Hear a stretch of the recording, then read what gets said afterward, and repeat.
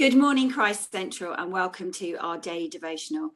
Today we are continuing in Romans chapter 16, and I'm going to start with an apology because there are lots of really tricky names that I'm going to struggle with this morning, so please bear with me. Okay. I commend to you our sister Phoebe, a servant of the church in Cenchrea. I ask you to receive her in the Lord in a way worthy of the saints, and to give her any help she may need from you, for she has been a great help to many people, including me. Greet Priscilla and Aquila, my fellow workers in Christ Jesus. They risked their lives for me. Not only I, but all the churches and of the Gentiles are grateful to them. Greet also the church that meets at their house. Greet my dear friend Epanetus, who was the first convert to Christ in the province of Asia. Greet Mary, who worked very hard for you. Greet Andronicus and Junius, my relatives, who have been in prison with me. They are outstanding among the apostles, and they were in Christ before I was. Greet Amtilas, who I love in the Lord. Greet Urbanus, our fellow worker in Christ, and my dear friend Stachys. Greet Apollos, tested and proved in Christ. Greet those who belong to the household of Aristobulus. Greet Herodion, my relative. Greet those in the household of Narcissus who are in the Lord. Greet Tryphena and Tryphosa, those women who work hard in the Lord. Greet my dear friend Persis, another woman who has worked very hard in the Lord. Greet Rufus, chosen in the Lord, and his mother, who has been a mother to me too. Greet Asyncritus, Phlegon, Hermes, Patrobus, Hermas, and the brothers with them. Greet Philologus, Julia, Nerinus, and his sister, and Olympus, and all the saints with them. Greet one another with a holy kiss. All the churches of Christ send greetings. So, despite the class register of tricky names this morning, you can't have missed that each line began with the same word, greet. An awful lot of meeting and greeting went on today. And the line that stood out for me was, give her any help she may need from you. We are clearly asked to welcome, to love, and to show hospitality to a variety of people. Hospitality is integral to a thriving church. The word hospitality, to me, for many years, became synonymous with the words dinner party. When I first became involved in a church, I was a student. And Sunday lunch with a family was often a real blessing. But as I joined the world of working 5 full days a week as a teacher, dinner parties began to fill me with abject horror. So does hospitality mean more than endless meals? Well, we need to look at Jesus to see how he displayed hospitality. Food did definitely play a part. He ate with sinners and tax collectors. But accepting hospitality was not just about sharing a meal. It was a way of identifying with people and making them a part of his community. In the Gospel of Luke, we hear about Jesus feeding the 5,000. Jesus commands his disciples to feed the crowds, to treat them as insiders of Jesus' community. During early church times, hospitality became the basis of evangelism. By inviting strangers into their homes, early Christians were given from what they had received, inviting people into the church community, just as God had invited them to walk a life with him. Another word for hospitality is warmth. How do we show warmth and love and acceptance to people we meet? It's not just about cleaning your home and cooking up a 6-course meal. It's more about time and patience, being prepared to listen, being prepared to get involved in the messiness of people's lives. It's about putting aside your desire to show perfection, exhausting yourself with preparation, but rather humbling yourself and serving your guests with love, and ideally praying beforehand. Now, Jesus could have taken centre place at the Last Supper, but instead he knelt down and washed his disciples' feet. When Jesus was out on his travels, he would stop and talk to someone you would least expect.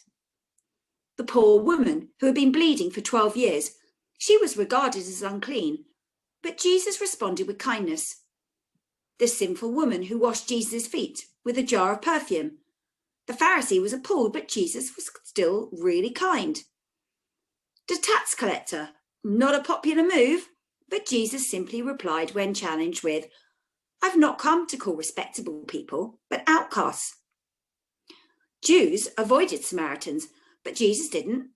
Not cool to be seen having a chat with a Samaritan woman at the well, but Jesus did. He even shared her cup. And when no one knew what to do with the demon-possessed man who wandered along the Lake of Galilee, Jesus spoke to him and cast out his demons. He then told him to go home to his family and tell them what the Lord had done. And that's the central message of hospitality. We give because we've received. So going back to my dinner party scenario, what would Jesus say? Well, I'm sure he would ask me firstly to examine my heart. What's my motive for spending time with people? Is it to produce the perfect pavlova, or is it to find out about how my friends or my guest is, and to show love and concern? Over the years, you'll be pleased to hear that I have rather modified my dinner party model. When our children were little, our Connect group asked Mike and I how they could spend time with us.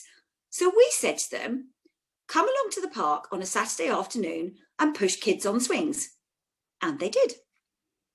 As my health ebbed and flowed over the years, I decided soup and bread enabled me to enjoy a couple of quiet hours in the kitchen, baking rolls and chopping onions, and then I was more engaged to chat and show concern and love over lunchtime rather than in the evening. My therapy baking also enabled me to host afternoon tea parties. I could bake in advance and calmly entertain during the afternoon. Now our children are older, barbecues seem to work better for us. I'm married to someone who loathes formal dining of any kind. He's more a pub lunch and chippy tea kind of guy. But barbecues are less formal, and no one watches what you eat or you don't eat. When the last of my 4 children went to school, I started a daytime Connect group. The group ran for 10 years, firstly by myself and then by myself and Joe Burgess. And then at the end, Helen Davis stepped up and took over. When we began the group, it was carnage, babies and toddlers everywhere, and we were changing nappies and praying halfway up my stairs. By the end, we had declared the group an absolute child-free zone, as we tried to support each other through the inevitable teenage misery. I personally hail Ian Brown, my hero, as I've heard he actually invites people round for peanuts. All hail the ultimate dinner party rebels. But in his defence, I'm sure the amount of meals Marion has made over the years runs into the millions. Not everything Jesus did involved food or entertaining at all. A few years ago, Mark Hope announced the alternative Connect group. A whole array of Connect groups sprung up, one of which was mountain biking. Now, I'm afraid I was probably the first to say to him, well, that's hardly a Connect group, is it, fannying around on a bike? But Mark, in his wisdom, just smiled and said it was all about connecting, Fee. I did have to eat humble pie when a few weeks later, my bike-mad husband had to be dragged out of coffee after church, as it was him jibber-jabbering about tyre pressure and inner tubes, and not me chatting for once. When I joined Sally and Kimberly's quilting group, I absolutely loved learning sewing tips from the masters and being part of the beautiful quilt production. This led to a few lovely Saturdays making incubator covers and chatting while sewing. With Fiona Maddox hugely involved and invariably hosting our quilting groups, it was impossible not to learn and see how hospitality should be done. Since our lives have been so hugely shaken by a world pandemic, hospitality has shifted again. Last winter, my one and only social event was as a group of 6, yes, hugely exciting, last November. We were in Joe Burgess's garden, huddled around her fire pit, only for about 45 minutes, but it was wonderful. Hospitality for me all through last winter and probably this winter involves a lot of walking, folded camping chair in the back of my car, and always with a mask and a flask in hand. Last summer, when the weather got warmer, nibbles in separate bowls, of course, and generous amounts of Prosecco around the chimney that we now have in my garden was the way to share life. Well, now I think we're trying to negotiate a way through again. Some of us are still nervous about social situations, but the need to connect and meet will find a way. So don't be afraid to be creative. So to conclude, our reading today invites us to examine our heart attitude towards being hospitable. At the centre is the requirement to welcome people wherever they are from and wherever they are in their lives into the community of God. As we go into a time of prayer, let us think and pray about creative ways we can show real Christian hospitality to those around us. Thank you for listening.